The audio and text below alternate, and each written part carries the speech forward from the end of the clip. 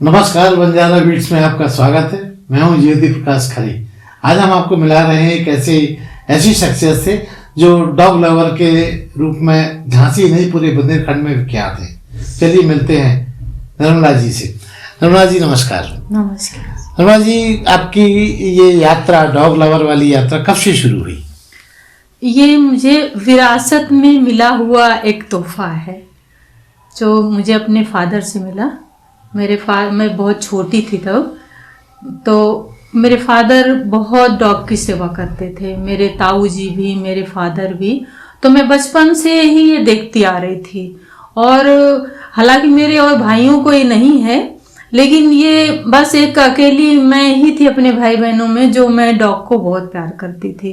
बचपन से ही मैं उनकी बहुत सेवा करती थी गांव में। जब विवाह के बाद भी आपने इस जज्बे को मेंटेन किया? फिर मैं एजुकेशन के लिए मैं फिर बाहर चली गई। इसके बाद ये सब बंद रहा, वहाँ पर कुछ ऐसा नहीं हुआ। फिर मेरी मैरिज हो गई।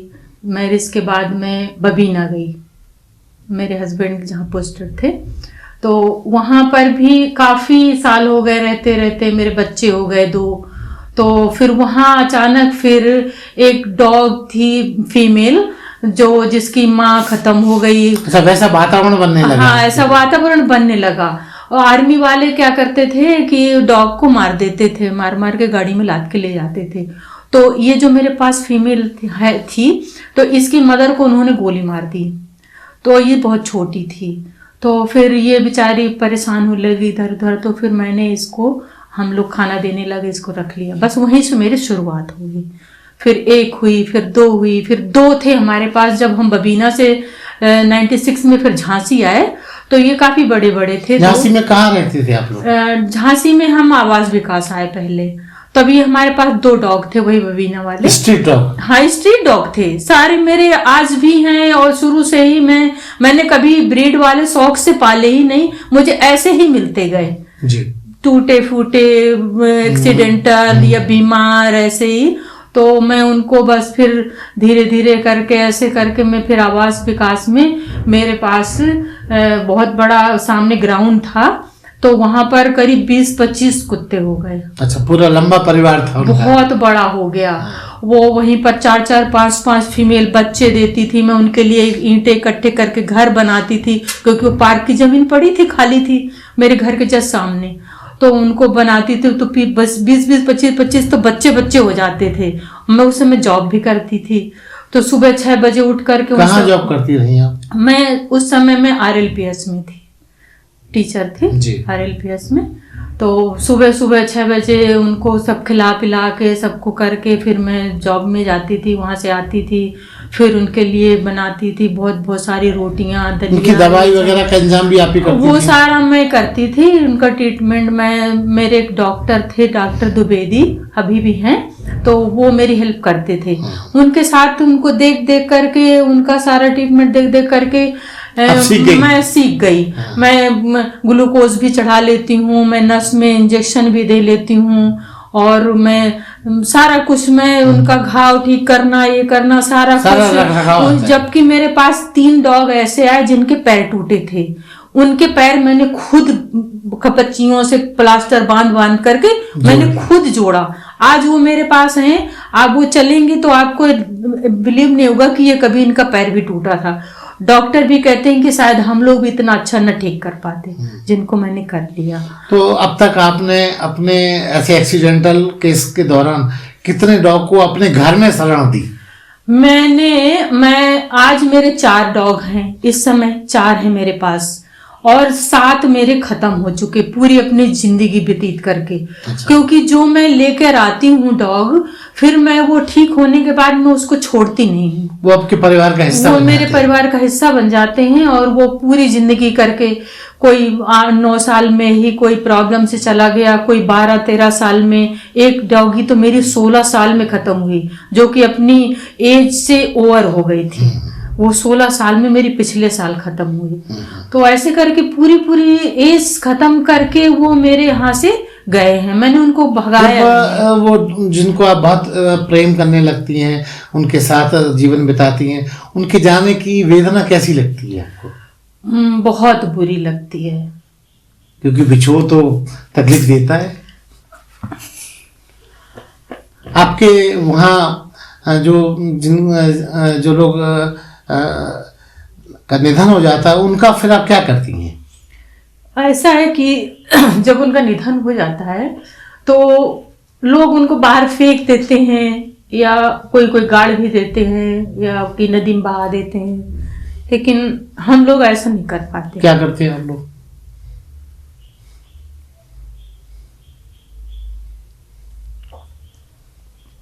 जी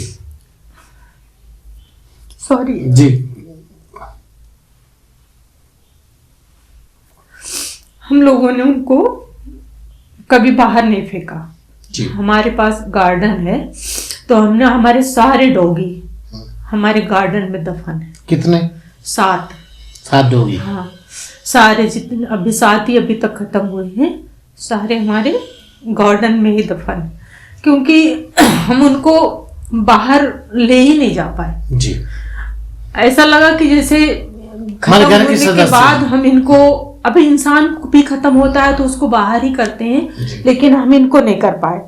हम इनको ऐसा लगा कि जैसे इनको बाहर ले जाएंगे हमसे अलग हो जाएंगे, तो हमने उनको अपने गार्डन में, हाँ, हमने अब गार्डन में दफनाया।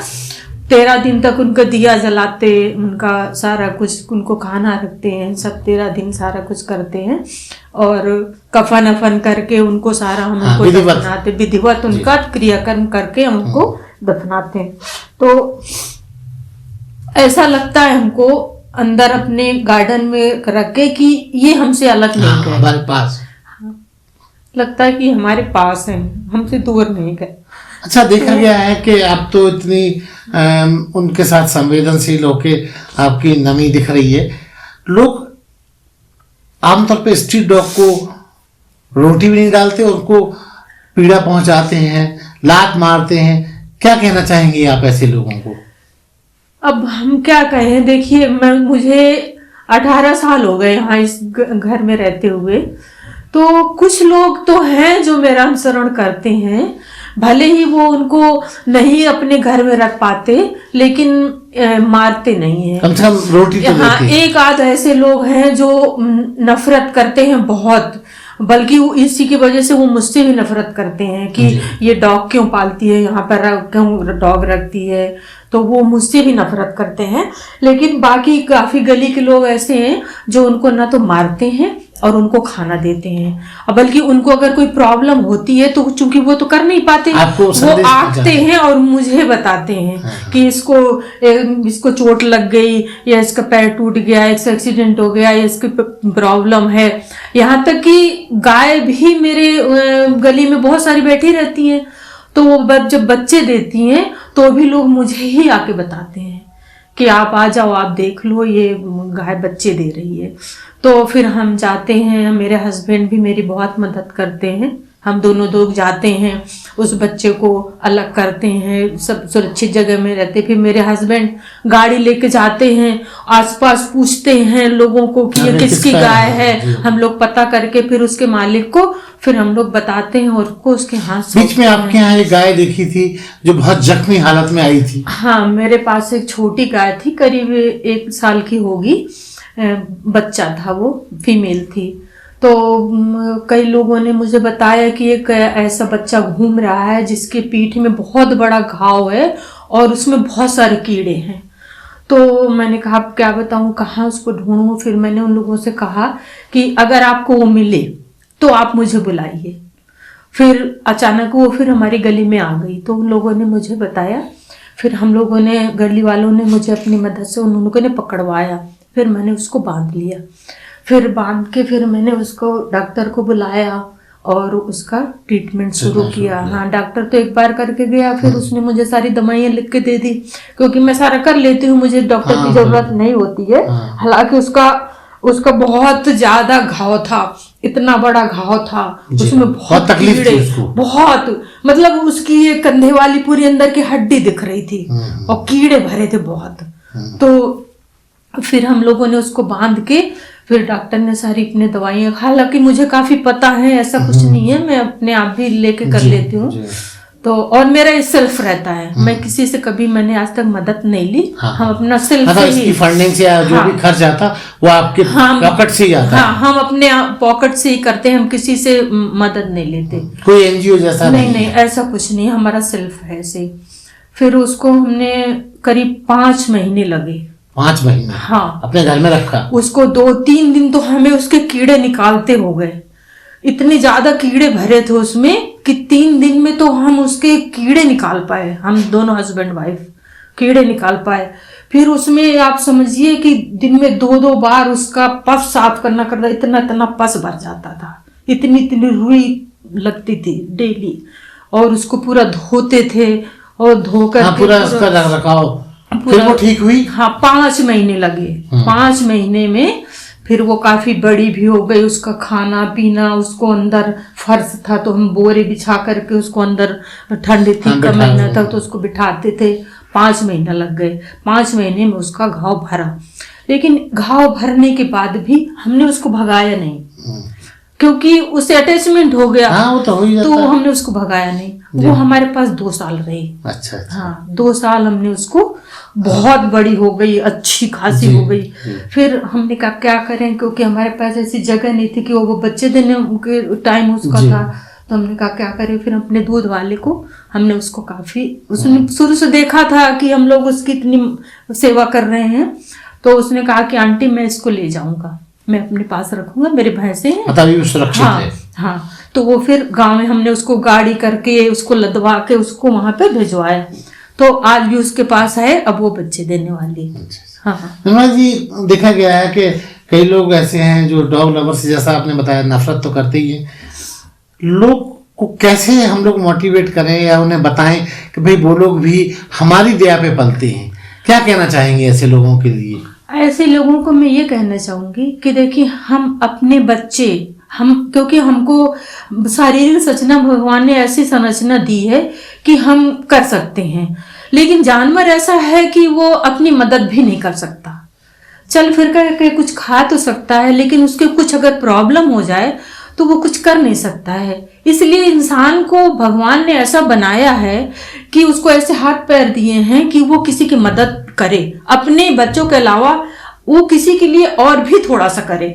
और मैं सोचती हूँ कि हर इंसान के अंदर थोड़ी सी इतनी भावना तो होनी चाहिए कि वो किसी को ठीक है ना करे तो ना करे, लेकिन उसको मारे नहीं, उसको घायल ना करे, उसको सताए नहीं, उसका पैर नहीं तोड़े, तो वो चल फिर करके अच्छे से खा लेगा।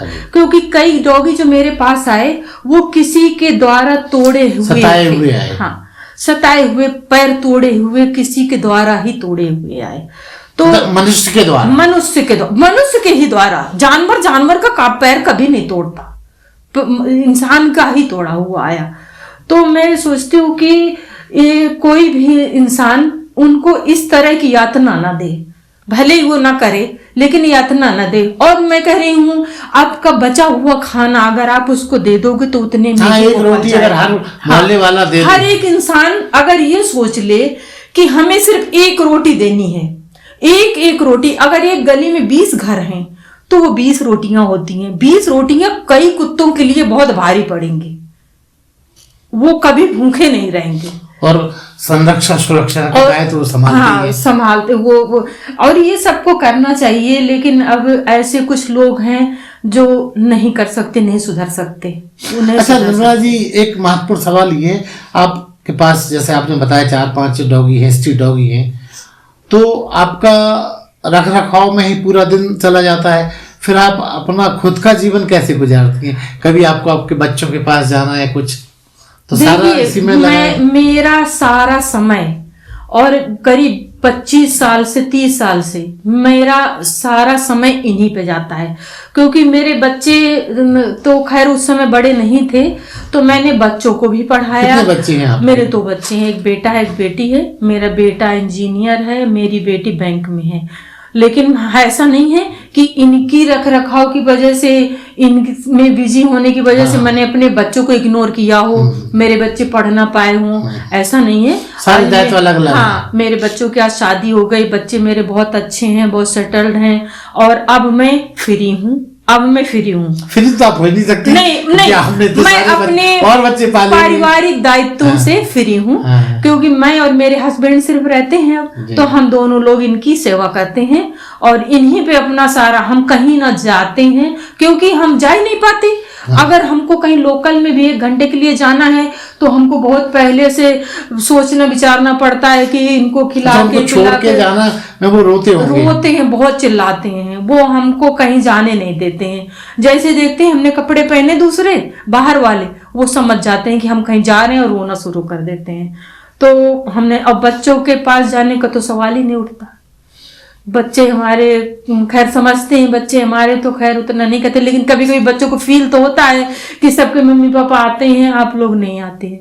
तो हम कहा बेटा क्या करें, आप लोग देख रहे हो हमारी समस्या, आप आ जाओ। हाँ, आप ही लोग आ जाओ जब तक ये हैं, क्योंकि अब देखिए पूरे समय तो पूरी जिंदगी तो मैं नहीं रख पाऊंगी, क्योंकि मेरा शरीर भी अब धीरे धीरे जीर्ण शीर्ण होगा, तो मुझे पूरे समय फिर नहीं जा कर पाऊंगी। लेकिन अभी 10 साल तक तो मेरे पास यही है, क्योंकि अभी भी जो मेरा छोटा वाला है वो अभी 3-4 साल का, 4 साल का ही है, तो अभी तो वही काफी रहेगा। अब बीच बीच में और देखिए क्या आ जाए, आज एक और आ गई, किसी ने गली में उसको गाड़ी उसके बीच से निकाल दिया, छोटा बच्चा, तो उसकी स्पाइनल चली गई।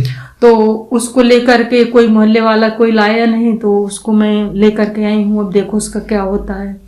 रमना जी, आप इतना सब कुछ करती हैं, तो क्या आपको लगता है, कुछ लोग कहते हैं कि कुत्ते का रखरखाव होता है तो सीधा स्वर्ग मिलता है, स्वर्ग से जोड़ के कुत्ते को देखा जाता है, कहते हैं दुष्ट के साथ कुत्ता गया था, तो क्या आप मोक्ष की तैयारी करती हैं ऐसा करके? नहीं, बिल्कुल नहीं। मैंने कभी ये सोच करके तो किया ही नहीं कि मैं इसलिए करूं, इसलिए करूं कि मुझे स्वर्ग मिल जाए या मुझे अगला जन्म बहुत अच्छा मिल जाए। ये मेरे अंदर ही ऐसा भावना है जो किसी की कोई इच्छा की वो नहीं है मोहताज, कि इसकी वजह से मुझे मेरे अंदर कोई इच्छाएं हो, ऐसा कुछ नहीं है। वो स्वतः ही भगवान मेरे लिए अगर जो कुछ अच्छा करता है तो वो खुद करेगा या करता है, लेकिन मैं उनसे कभी मांगती नहीं हूं कि मैं ये कर रही हूं तो मुझे ये दो। मेरे बच्चे देखिए अपने आप स्वतः, मुझे कभी बच्चों की नौकरी में, बच्चों की पढ़ाई में कोई दिक्कत नहीं है। क्या पता वो कहते हैं नेकी आपके क्या पता कि मैं ये कर रही हूँ तो वही मेरे बच्चों को दे रहा है, लेकिन जो वही लेकिन मैंने कभी मांगा नहीं। बस ये करीब कभी मेरे शरीर में कुछ कष्ट होता है तो भगवान से मैं ये जरूर कहती हूँ कि मुझे कष्ट मत अभी दो, इस जन्म में, अगले जन्म दे लेना, क्योंकि अगर मैं धराशायी हो गई तो इनको कौन देखेगा। मुझे इनके लिए सही स्वस्थ रखो, इनके लिए, मुझे अपने लिए नहीं, इनके लिए स्वस्थ रखो। धन्यवाद जी, नए साल का आगाज है और आपके जितने भी प्रोजेक्ट्स हैं जो आप देख रही हैं वो बधाई के योग्य हैं। हमारा बंजारा बीट्स चैनल एक शिक्षाप्रद और इन्फॉर्मेशन, प्रेरणा देने वाला चैनल है, तो मैं चाहूंगा कि आप हमारे दर्शकों को हमारे चैनल के माध्यम से डॉग लवर्स और जो लवर्स नहीं है उनको भी चेतावनी देते हुए प्रेम करना अच्छी बात है, क्या कहना चाहेंगी? नहीं, ये तो बहुत अच्छा है कि जीव जंतुओं पर प्रेम करना, इससे बड़ा कोई पुण्य नहीं है, इससे बड़ी कोई बात हो ही नहीं सकती है। आप किसी इंसान से मत करिए, क्योंकि इंसान से प्रेम करने वाले बहुत हैं, इनसे प्रेम करने वाले बहुत कम हैं।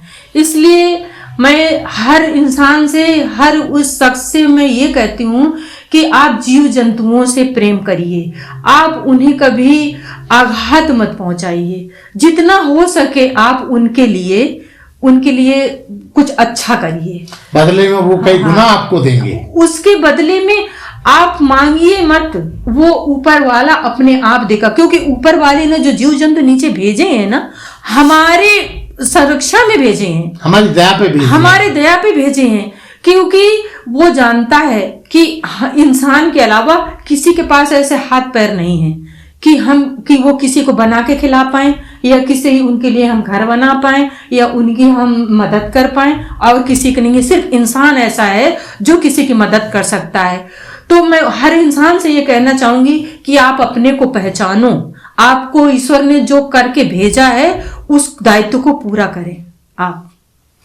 तो ये थी निर्मला वर्मा जी, जो अपने मन की पीड़ा आंखें नम करते हुए बंजारा बीट के साथ आपसे आग्रह भी कर रही थी, अपील भी कर रही थी। तनुजा जी, हमसे बंजारा बीट से बात करने के लिए बहुत बहुत धन्यवाद। थैंक यू, आपका बहुत बहुत धन्यवाद। आप मेरा संदेश आप लोगों तक पहुंचाएंगे, ये आपके लिए मेरे लिए बहुत बड़ी बात है, क्योंकि देखिए ऐसे तो मैं किसी से ज्यादा कह नहीं सकती। इसके माध्यम से हो सकता है किसी को मेरी प्रार्थना स्वीकार हो और वो थोड़ा जानवरों पर ध्यान दे। धन्यवाद, नमस्कार। ओके। इस चैनल को लाइक और सब्सक्राइब करना ना भूलें। देखते रहिए बंजारा बीट्स।